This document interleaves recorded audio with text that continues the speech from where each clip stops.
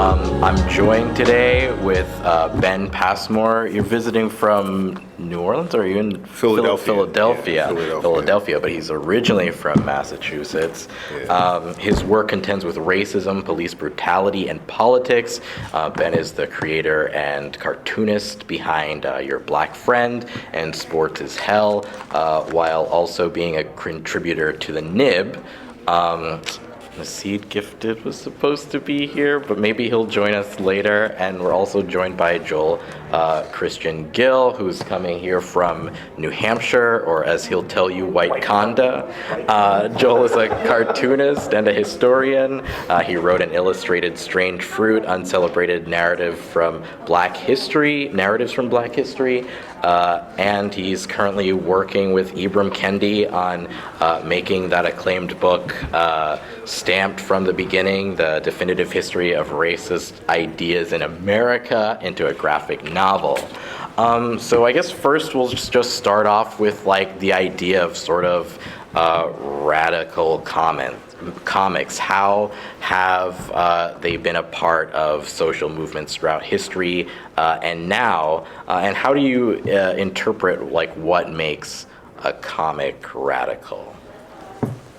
You want to go first? Oh man, I hope you go first. Yeah, I do appreciate that Nasid called us from the barbershop the other day, and now he's late for the talk. And I'm Quincy Walters. I'm a journalist at WBUR, but you probably won't hear from me. But yeah. Thank you. Thank you for that. Well, I think we had some discussion initially when this came up to sort of clarify like what is maybe meant by radical. Yeah. And to me, like radical is the word my mom uses to insult me when describing my politics. You know what I mean? So it's like, so in some ways it's this backwards way. It was like, oh, anarchist, but of course it doesn't necessarily mean that. And we had a conversation the other day about how what my mother means is just sort of divergent. And there is a tendency to sort of, when saying radical, you just mean something that's like countercultural. You know what I mean? But as we've seen, like the counterculture, like various countercultures can sort of, I guess the word is like recapitulate or sort of mirror dominant culture in the way, like, you know, within the manosphere or something like that.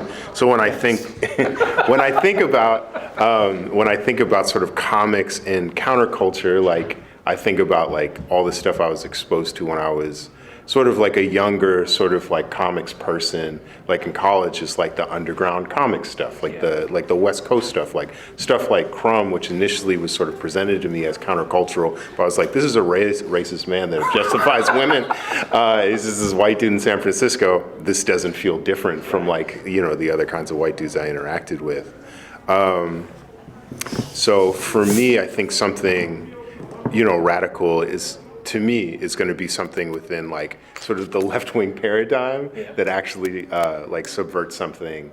Yeah, I think I wouldn't disagree with that. I think, you know, we talked about this. So just full disclosure, we had like an hour and a half conversation about this Thursday night. It was two. It was two. And when I think about radical comics, I typically think about, I mean, just so the thing that I say all the time is being black in America is a radical experience. Like it's political, right? Like if you are from a disaffected group, you're radical. So like, and we don't make things divorced. Like a friend of mine, Stacey Robinson, who was a cartoonist too, said once that how do black people make art that's not inspired by white supremacy? And it's like, that's typically how I move through the world. Like my politics become really clear when you start reading what I'm doing and thinking and what I'm talking about. So when I think about radical, it's really kind of crazy because radical shifts, right? Like, you know, in 1981, Angela Davis said in a racist country, it's not okay to just be not racist, you have to be anti-racist, and that was a radical statement at the time, and now it's mainstream, right? But it was like, it's not, and if you look at it, because people like, you know, I'm saying mainstream, like Starbucks is saying we're anti-racist. Sure. Yeah, you know what I mean? Like, not with a superficial sort of understanding of it. Right. So like, I just think like, you know, black people, queer people, women, I think a lot of disaffected people who are making comics, I think it's hard to, like, I mean, just like, I'm trying to organize my thoughts here, but like, if you are a disaffected person in this country, right? if you guys all, everybody has TikTok, right? Anybody ever seen that black woman who does the foraging, right? Like, it's like literally all she does is go and look for food and talk about it, right? And like one day, like on my feed, she was talking about like just about the fact that she is a black forager, right? Because it came up. Like, she could not divorce herself from like who she was from this thing. And it's like, that seems like a really like, I'm gonna go make some dandelion wine, right? Here's some dandelions out here. What are you gonna be doing that's black, right? When you do that. But because she is a black woman, she had to address the fact that about like, you know, food and like how cultural food is and like why black people did, like, you know, all these different things. So I think that when I think about it, I think that you can be, because you can't divorce the radical politics of being a disaffected person in this country from what you make. And so in my opinion, like I did a picture book with a black girl on the cover. That's a radical thing. When you read the book, it ain't very radical, right? It's just about a little girl doing something. And so I think when I think about radical comics, I just think about the people who make them. Yeah, that makes sense. And it brings up this sort of thought about how like often like someone was talking about earlier today about like sort of the conversation that happens between like if I'm going to bring this back to comics specifically, but eventually, but sort of the words used are sort of like the contextualization of like say what is perceived as a white riot versus like a black riot, and the ways that these sort of are sort of talked about very differently. And white protest. Right, sorry, white protest, black riot. But I guess it's like something that I think about is that like so to be radical within the context, you could be radical within context, but I think sometimes that is like a slippery slope as like the sort of the antagonisms, particularly as being black in America, sort of change. You know what I mean? There's like a period in which like black revolutionaries that I even like were advocating for like, you know, someone like Jamil Al-Amin would say like, oh, we need black police in our neighborhoods. They actually live here. I think that works within continuity of the neoliberalism of the, you know what I mean? Like at the time, I understand it as like sort of like a Band-Aid for what is happening, but I don't think that really could be construed as radical now. You know what I mean? Arguably not then. But so to me, like when I think specifically, because I wanted to make specific suggestions, there's like prison comics that I think of something that is not primarily an economic object. Yeah. And who's like to desire like a full life within the context of prison is inherently radical. Yeah. And I think, you know, that will always be true. So there's like, there's a OB Comics, I think, is a collection, is a prison comic collection that comes out that's based out of the Bay. There's this guy named Dwayne Statz who makes comics in prison. There's Penn something. There's a series of like, those are the ones that are coming off the top of my head, who are that I've come across just over the years of people making comics in prison, writing about their life in prison. And I think in the context of like the American plantation, that's probably one of the most radical expressions of prison comics to me. Yeah, and I think, you know, as you were talking about this, I was thinking about this idea of like how the idea of someone who is incarcerated wanting to tell your story, tell that story is a radical, like you're right, it's a radical idea. So, you know, and if you look at the history of comics, you know, early history of comics really was, you know, Jewish people, women. There's a lot of black women, because that was like, it was like a, you know, for lack of a better word, bastardized sort of like, you know, art form that like you can have that over there, right? You can do that. You don't have to do this over here. And it wasn't until, I mean, and then we get gatekeepers, but later on. But I think the idea of wanting to tell your story in this space is a radical idea. And I think like some of the things that I think are really interesting about like just the history and the nature of how comics work and how comics move, how we sort of see comics, and I think it's just been in the last like 15 or 20 years that people have been sort of taking comics seriously, as opposed to how you know, like, let me just bring it back. So you start in like the history of comics, like we got these soldiers that are reading comics during World War I and World War II, or during World War I, and they're reading them train the trenches, right? It's like the perfect thing to put in the back pocket while you're reading, like before something's going to get blown up, right? So they come back, And now they want to read other comics. So this is World War II. So then they want to come back and they want to read other comics. So we make comics for them, right? So there's like EC Comics is making horror comics and, true crime comics and like all of this other stuff. And then you get these people who are like, we don't, because you're putting them on the same rack as like the Mickey Mouse comic or like all of this other stuff, you're thinking that kids are taking that stuff. And so you demonize those things and you really change it and you get censorship. And then you get this idea of, the Comic Code Authority. If you guys ever get a chance to go and watch this thing, it's actually really fantastic. There's this video of this senator. I don't know who he is. He's talking about, have you ever seen this video? He's talking about comics. He's like, these comics are turning kids into beasts, right? And then the kid is like in the woods. It's like a bunch of little white boys in the woods, and they're like reading comics. And he picks up a true crime comic. He reads it and he puts it down and takes a knife and he goes start stabbing a tree. It's like, that's right. So like you get that. It's like in order to like head off that sort of like we're gonna like all the burning of books, right? We're gonna self-censor ourselves and we're not gonna talk about that. So we get Bucky because we introduce kids like superhero kids like Bucky and Captain America and Bucky, Batman and Robin. You get all this sort of dumbed down idea of what comics are, right? And then you move to like those people who were reading those true crime. This is like Crumb and like all of those underground cartoonists, they were reading those things, and so they're influenced by it. So the Comic Code Authority is like no drugs, no sex, no crime, and the underground comics is like drug, sex, and crime. That's all we're going to do, right? And so then you get this more nuanced thing, the people being influenced by that, and sort of like it's seeping in. And so we were talking about superhero comics, and so you get that seeping in when like Tony Stark becomes a alcoholic, and who is it that gets the heroin addiction? It's like one of the superhero characters get the heroin. I don't know. They all get these. What's that? Speedy. Yeah, Green Arrow. Yeah, Speedy gets a heroin, addiction, and it's a missed opportunity for it not to be cocaine. Or crack. So you get these things, and so people start like making these incremental sort of changes. Meanwhile, in Europe, they're actually already making comics that are just really interesting and not really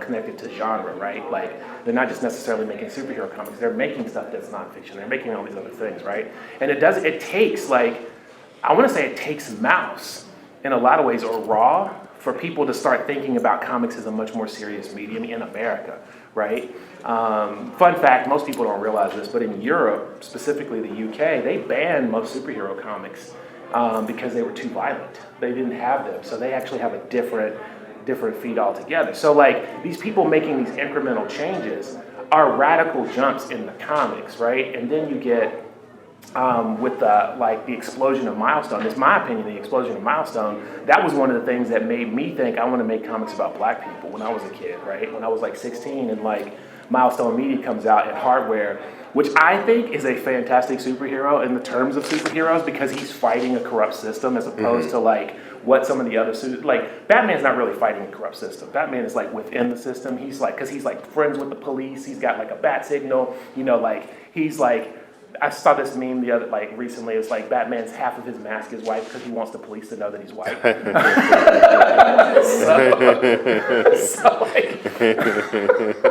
Oh shit! Yeah, yo, yeah.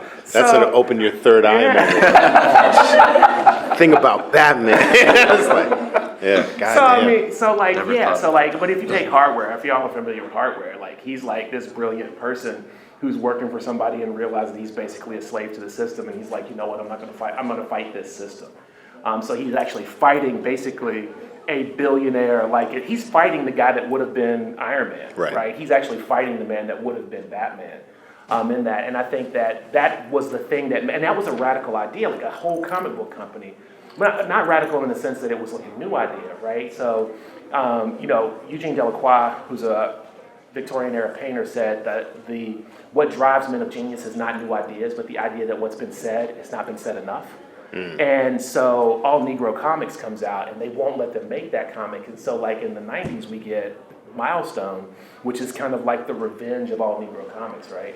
And you get all these superheroes that are, they're superheroes that in a lot of ways are like not in any way, shape, or form like the superheroes that we get, in Marvel and DC. So, and I think that's a radical thing. And so that's why I was like focusing specifically on the people that make comics, because that's the way I think about it. Like as a black man in America, like walking, like I can pretend to be non-political, but America's going to remind me, right? So like I'm going to make work that's going to reflect that. Yeah. And Joel, a few minutes ago, you mentioned the Comic Codes Authority, which is sort of something that comes up in like 1954 or something about like, self-censoring of comics. But, what do you think makes comics an ideal or perfect or near perfect sort of vehicle for sort of political ideas or advancing sort of like social progression? Comics, in my opinion, are the sneakiest way to teach people stuff.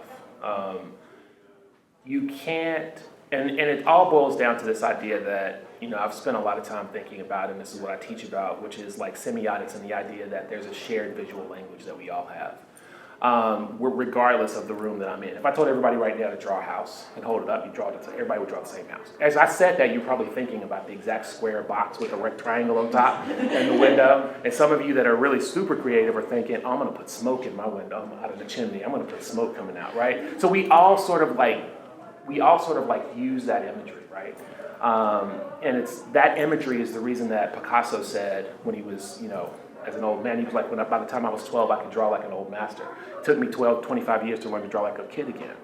And I think of that, and if you look at what Picasso uses, that's that shared visual language, that shared symbols in their language. And because we have that, we can teach people things that they wouldn't know.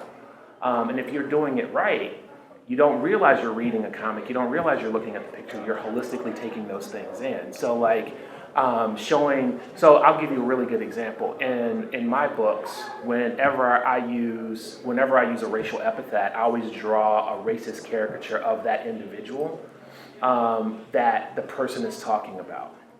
And so you basically see this image that is like a hieroglyphic. It is embedded with, like all of the racist stereotypes that people have been put into that symbol. So when you see that, you can make a dichotomy between like that person that I'm drawing and that symbol that I'm using for somebody else to represent them. So you see that there's a disconnect.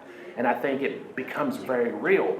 And if you look at that, if you expand that metaphor out, when I have black and brown, well, specifically black people say the word, they actually just say the word. Right? So like when white people say that word, specifically white people saying that word in the context of harm, that word has a history and everything else. When I just write the word for black people to say it, it becomes just a word. And I think that that's sort of like how you can do it, right? You can like put this information out there and sneakily teach people stuff. And like if people get it, like I've never the 12 years that I've been drawing these comics, I've never somebody come up to me like, what's this racist caricature mean, right? Nobody's ever said that. Like little kids, they've never said, what's this racist caricature mean? Nobody's ever seen it because we all connect on images in that way. And I think that's really important. Mm. And Ben, how do you feel about that? What makes comics, this ideal vehicle for social progression? Oh yeah. I don't have strong feelings either way. No, I think for me, there's the complication. There's sort of the tension between comics as a product, in which like I think overall we have sort of this like we've adopted in general sort of this like underdog feeling about comics because it hasn't been the cutting edge of like entertainment technology since like the turn of the century. Like so in some ways I think that can mar sort of the understanding about how like, okay, like this is a product like, and we are wedded in many ways to sort of like the various kinds of technology in which people are presented, whether or not that's like print media, whether or not that's like webtoons or something.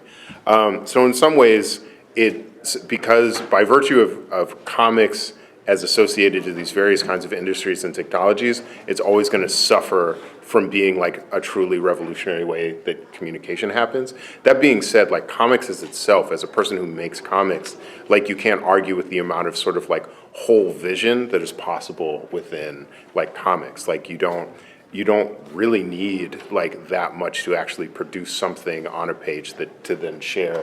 And it does have this sort of unique quality of like, you're not just like representing like what the world looks like, it's like even, a product, I think it's always like a combination of like maybe limitations of the ability and just sort of like personal vision. Like you're always sort of creating your vision, right? So you can do that, give that to someone, and it's really the only way to sort of like transmit like, okay, this is how I see the world. So I think it's unique in that way. It is not limited in the same way, and you don't need a lot of education really. Like you don't, like I'm overeducated in that I went to college for it, but like it's like you don't need to like know how to work a camera, you know what I mean? You don't even like, you don't need to work a laptop or whatever. Like you can't, like for years I just drew something. I had a scam at FedEx where I like basically just like copied shit for free. And before that I got it for free stealing from this college, like, and that was it. And I could put it out there, I worked at Kinko's. Like I was the night manager at Kinko's. I can tell you I printed so much stuff at Kinko's. Yeah. The copy scam is important. Yeah. It is a deeply important. So we should just change the title. How to make comics for free. Shit, it's only 1:30? So first off, Michael's basically no loss prevention. It's basically a free store. Amazon return policy, flawless. Shit, there's an epidemic of shit getting stolen off my porch for years. No questions asked. Anyway, so what was the question? No, I think you answered it and then some for right. ideas people could have. And so I guess now we have a Black Captain America. Is that radical, or is that a political statement? It's both. In my opinion, it's both. I mean, like the idea for so the way I look at like policing, I mean, because Ben said this the other night, and Ben was like superheroes are just police to me. And I'm like, you know what? That's facts. Like I can't argue with that. Superheroes are just superpower police, right? Super snitches, maybe? Super snitches. That's a team. That's a team. Yeah, super snitches. You got a lineup. Porch sitting Karen.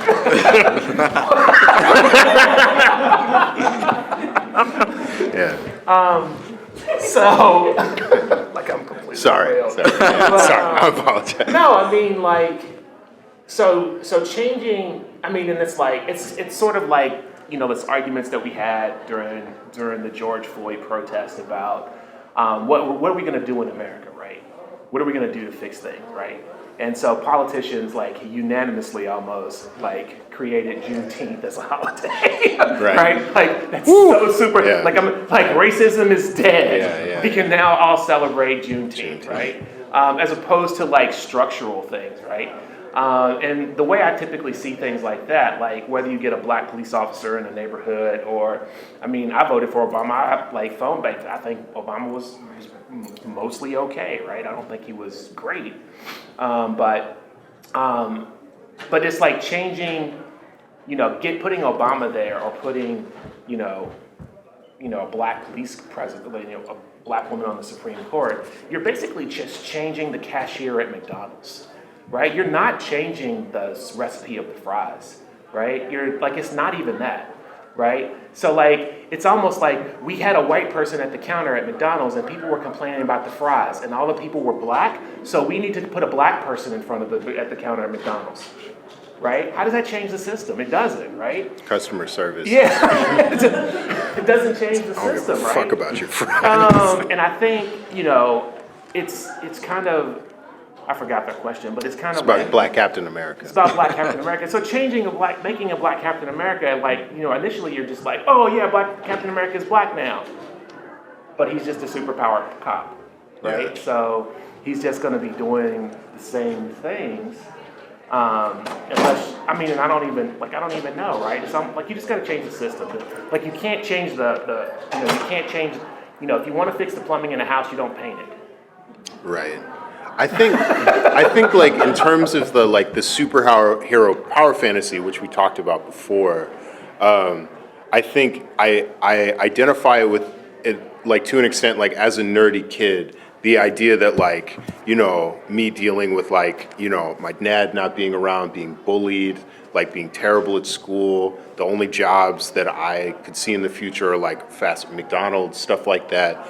And it was just like a future of misery. The idea that like actually somehow I'm special and I can overcome it and my community can, be saved from whatever. And then as an adult, often we were talking the other day, like I watched Black Panther and at the end of it, I started weeping because Wakanda's not coming, And to me, like part of the radical experience is like the main sort of narrative in superhero comics, but also in America itself. It's like we are truly blessed and special, and that the heroes are here, and like we'll battle the darkness, low-key black people, but we will battle what is evil, and we will win because we're a shining city on a hill. You know what I mean? Or Asgard.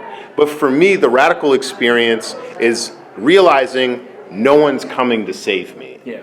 And the city on the hill is not what it is. What do I do now? Because I want to live. You know what I mean? And for me, that's like the superhero format can't really take like. It can't really sort of like embody that in one way because it's a collective, it's an us, it's not like a single, it's not a power fantasy of a single rich white man. Yeah. You know what I mean? It's like, no, you need everybody. It's like, the Bat family, but black. And I think, so there's that, and then there's just like, I think the tricky thing about sort of like, the power fantasy, because I think to varying degrees, like I still read superhero comics. I watch all the fucking Marvel movies. When Captain America, I cried at the end of Wakanda, but you already know I fucking wept when Captain America got the fucking Thor's hammer and was like, I could do this all that. I was like, oh my god, he fights bullies. That's his whole shit. He said that in the first movie. My girlfriend's like, oh my god, this fucking nerdy ass. You know what I mean? So I don't want to act like I'm too woke for superheroes, Yeah. but I do think that there's like the same conversation about Obama is the same conversation we would have about Black Superman, Yeah. because there is just an inherent limitation, Yeah. and that's what keeps it from being radical. Exactly. You know what I mean? Like, So, like, on the context, in the context of being, like, radical, like, when the comic came out for Steve Rogers giving up his title to the Falcon, the response to it was still, like, absolutely not, like, Captain America's Captain America, and, like, how do you approach the topic of, it's always, like, everyone has to see themselves in, like, the white ideal, but no one else wants to see themselves in everyone else. right. Which I think is inherently the issue with changing the person at the cash register. Yeah, Right. I mean that's That's a great point. Yeah, like it's it's a radical idea to represent black people, right? So like even though I don't think Obama was a radical president, right?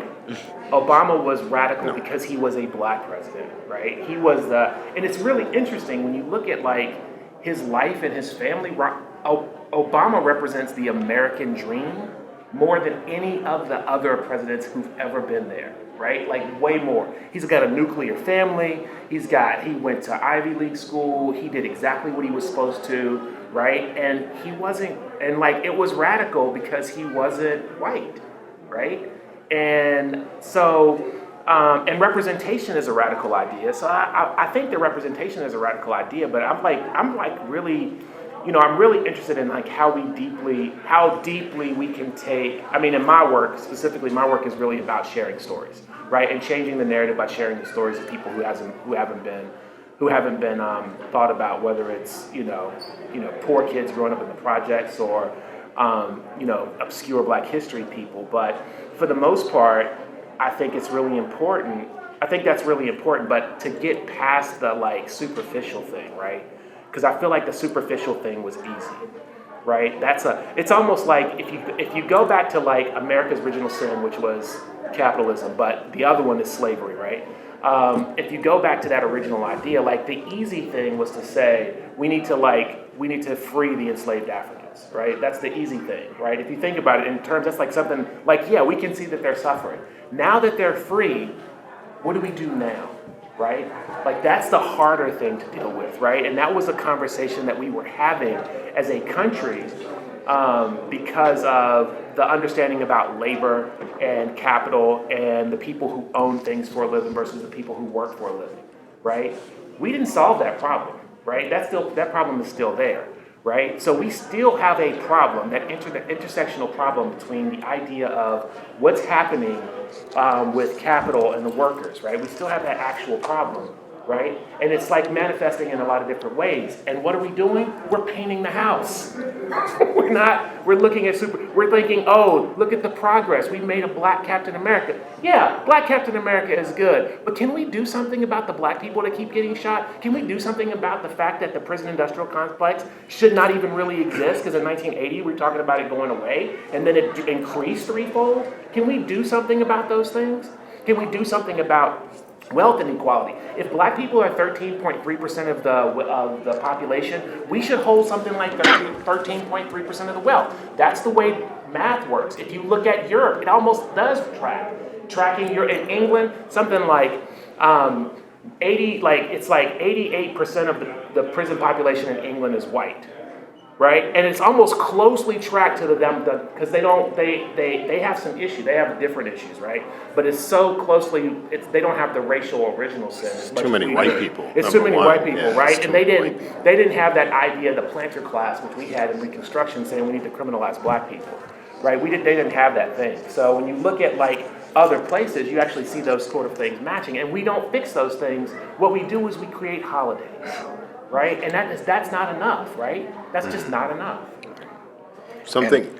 Go on. I was going to say very quickly, because I know we're running out of time, but something that I think a lot about in terms of representation, implicitly in the representation, what we're saying is that, like, as a mix of races, we are being represented within, you know what I mean, like within media, right? Yeah. So it's like, it's not, because obviously within black media, we're represented, we're making our own thing. And something I think about all the time is during the civil rights era, even kind of like 50s, when like the NAACP, this is before the like what we count as the civil rights movement. It's like pure legalese, but the conversation was always about social equality. Yeah. And black people, when talking about social equality, was like, okay, we want equal opportunities in economics, housing, blah, blah, blah, education, things like that, freedom of movement. It was a list of things that we wanted. Yeah. But the thing that kept on happening, especially in white press, is that it always went back to black people having sex with white women.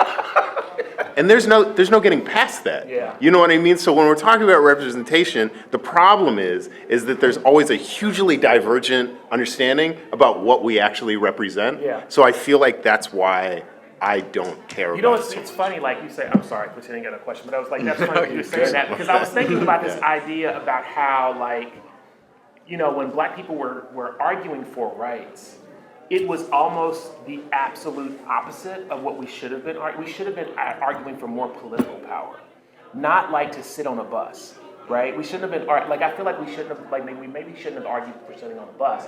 We may have just been arguing about voting rights, right? And those political powers, because if you give people that kind of power, they actually can in some instances can affect change. If you like make us a true democracy, we can affect change, right? Like, look at what's more regulated. What's more dangerous, guns or voting? Which one is regulated more, right? It's the voting. I mean, I'm like pro Second Amendment too, but I'm just saying, like, that's like legitimately, like, they don't, because they're not afraid of that. They're really not afraid of us having a lot of guns, because like you're bringing a gun to a drone fight, right? Like, I can't shoot that thing that's gonna kill me from the sky, right? Shoot it. But if we had 100% universal suffrage where we didn't have to have any loops to jump through, and it was like mail-in voting, that would affect real change, right? Because people would just vote. Most people, when you start polling them randomly, are more socialist than they realize they are. Right? This absolutely more socialist, right? So like, what's more powerful, the voting or the guns, right? The guns are going to get you something, right? But like in this day and age, you're taking a gun to a drone fight. I have a response. It's not about comics, and I know you have. No. I was gonna say that It's a whole nother panel. Because I have thought. I was gonna say, like, I think we've run out of time, but in the spirit of the name of the panel, like, we could take a radical, decision and just occupy the room until we're done. Let's hang a fucking banner. But does anyone else have questions? Or Yes.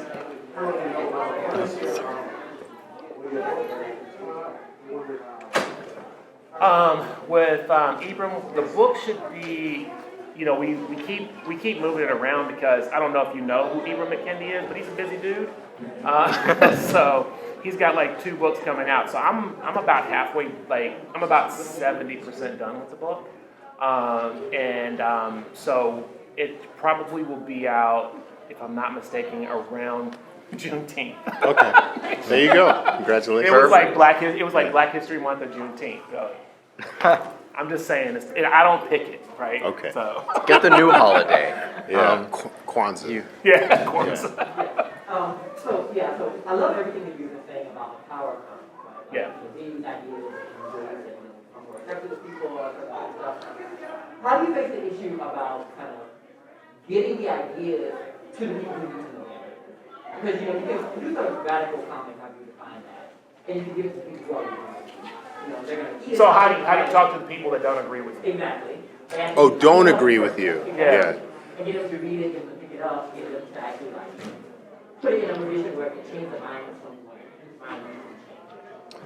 I don't think one thing is ever going to change someone's minds. I mean, some of the issue that I think that like a lot of black art is doing, if it's not sort of recreating sort of our experiences for ourselves, it's trying to like in many ways sort of present our myriad types of humanity to people.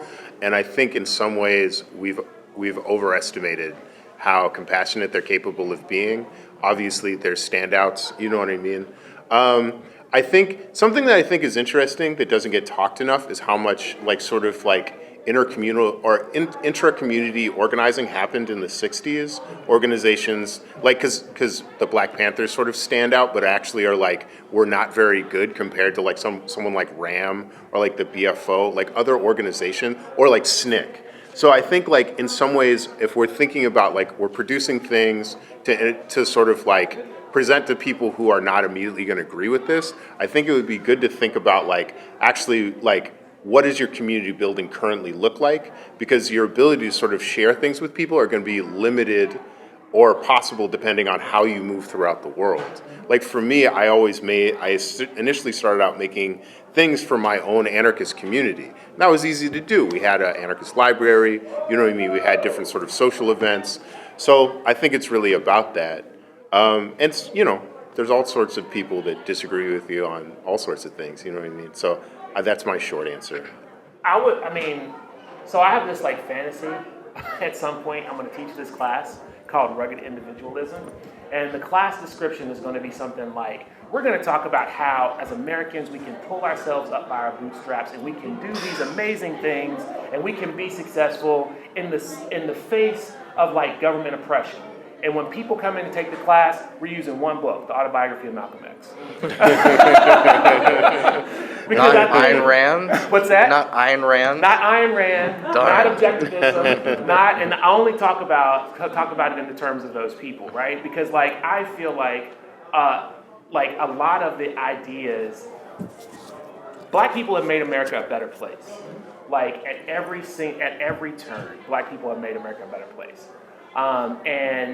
And the way in which for me, the way I think about this is to basically take somebody else's like trash ideas and use them to make a different argument, right? And taking the idea of rugged individualism and applying it to Malcolm X rugged individualism is a trash idea.